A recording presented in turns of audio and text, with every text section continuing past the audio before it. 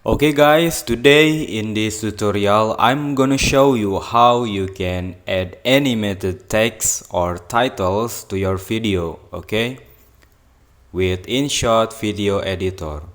But before I start, make sure to subscribe my YouTube channel, give like and leave the comment. Also you can share my video. The way is you just click text in here. We have add text first. For example, I will write hello. After that, you select animation in here.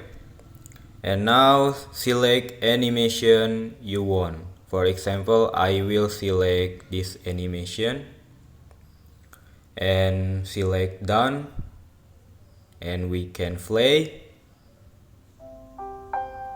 So that is the way how you can animate your titles or text with InShot video editor.